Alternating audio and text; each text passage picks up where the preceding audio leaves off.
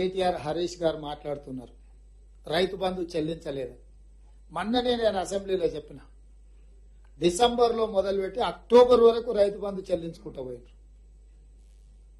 మేము జనవరిలో మొదలుపెట్టి మార్చి 31 లోపల Rythu Bandhu చెల్లిస్తాము. Budget financial year ముగిసే లోపల రైతులందరికీ రైతు బంధు పథకం అమలు చేస్తాము, చేసి చూపిస్తామని మేము ఆ దిశగా ఇవాళ 15 రోజుల్లోనే రైతు బంధు చెల్లించవచ్చు.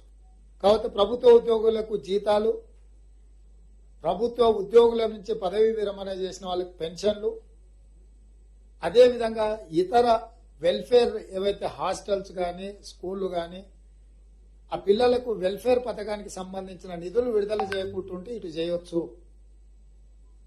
ఈ రోజు ఆర్థిక నియంత్రణ పాటించుకుంటూ వచ్చిన ఆదాయాన్ని అన్ని వర్గాలను సంతృప్తిపరిచే విధంగా జాగ్రత్తగా ఎవరికి ఇబ్బంది, ఎవరికి నష్టము, ఎవరికి కష్టం కలగకుండా ఉండే విధంగా ప్రతిరోజు ఏమొచ్చింది, ఈ వచ్చిన దాన్ని ఎవరికి చెల్లించాలి అని నిమిషం నిమిషం అంచనా వేసుకుంటూ ముందుకెళ్తున్నది ప్రభుత్వం. ఆర్థిక మంత్రి గారు ఆ దిశగా ముందుకు నడిపిస్తున్నందుకు అభినందించాల్సింది పోయి ఇంకా అబద్ధాలు చెప్పి ప్రజల్ని మభ్యపెట్టి ఏదో సాధించాలనే తాపత్రయం చూస్తుంటే వాళ్ళ మీద జాలి కలుగుతుంది.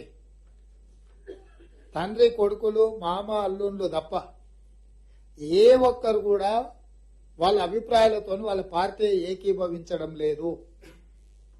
ఈరోజు మీరు చూడండి, శాసన మండలిలో కల్వకుంట్ల కవిత గారు, శాసనసభలో హరీష్ రావు గారు, లేకపోతే తారక రామారావు గారు, బహిరంగ సభలల్లా కల్వకుంట్ల చంద్రశేఖరరావు గారు. ఈ నలుగురు ఘోషనే తప్ప అసలు ఎవరైనా వాళ్ళ పార్టీ వాళ్ళైనా వాళ్ళు మాట్లాడుతున్న దాన్ని ఏమాత్రమన్నా ఆమోదిస్తుందా అని కూడా వాళ్ళు చూసుకోవడం లేదు. అయినా వాళ్ళు ఏదో మాట్లాడుతుండ్రని వాళ్ళు మాట్లాడతారని కాదు. మేం బాధ్యతగా ప్రజలు ఇచ్చిన మాట, మేము ప్రభుత్వాన్ని పారదర్శకంగా ప్రజలకు ఉపయోగపడే విధంగా నిర్ణయాలు తీసుకుంటున్నాము. 10 సంవత్సరాలు ఉద్యోగ నియామకాలు చేపట్టలేదు వాళ్ళు. కొన్ని నోటిఫికేషన్లు ఇచ్చినా చిన్న చిన్న అంశాలు కోర్టు పరిధిలో ఉంటే కూడా వాటిని పరిష్కరించి వీళ్ళకు ఉద్యోగ నియామక పత్రాలు ఇవ్వాలన్న ఆలోచన కూడా చేయలేదు. వాళ్ళు ఎక్కడికక్కడ వదిలేస్తే ఒక్కొక్క డిపార్ట్మెంట్ లో ఉన్న ఉద్యోగ నియామకాలను కోర్టుల పరిధిలో ఉన్న వాటిని న్యాయ పరిష్కారం చూపించి 60 రోజుల్లో 25,000 ప్రభుత్వ ఉద్యోగ నియామకాలు చేపట్టింది మా ప్రభుత్వము. ఇక ఆయన హరీష్ రావు గారు అంటారు అంతా మేము వండినాము, ఆయన వచ్చి తెడ్డు తిప్పినారు. ఇక తెడ్డు తిప్పే శాత కానీ సన్నాసి నువ్వెట్లకెళ్ళే మంత్రి అయిన 10 సంవత్సరాలని నేను అడుగుతున్నా. ఇన్ని చేసినోడు అది కూడా నువ్వే చేసి ఉండొచ్చు కదా. ఎవరు వద్దన్నారు? ఎవరైనా వద్దన్నారా? మేము వద్దన్నామా? కోర్టుల పరిధిలో ఉన్న విషయాలను పరిష్కరించకుండా వాటిని ఇంకా కాంప్లికేట్ చేసి మీరు ఏ ఒక్కరోజు కూడా ఈ పిల్లలకు ఉద్యోగాలు ఇవ్వాలని ఆలోచన చేసింటే అవి ఎప్పుడో పరిష్కారం అయ్యేటివి. వాళ్ళకి ఇవ్వాల్సిన అవసరం ఉందా? వాళ్ళకి ఇవ్వకపోతే ఏమవుతుంది? ఏం చేస్తారు వాళ్ళు?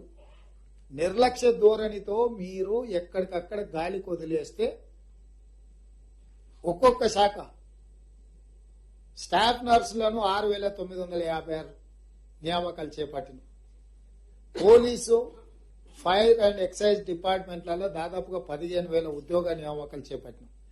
ఇదే సింగరేణిలో కారుణ్య నియామకాలు సంవత్సరాల కొద్దీ పక్కన పెడితే డాక్టర్లు ఇవ్వాల్సిన సర్టిఫికెట్లు కూడా సరిగ్గా ఇవ్వకపోతే ఏసీబీ దాడులు చేయించి 441 కారుణ్య నియామకాలు మేము చేపట్టినాం. గురుకులాలలో దాదాపుగా వేలాది మంది టీచర్ల నియామకాలు చేపట్టినాం.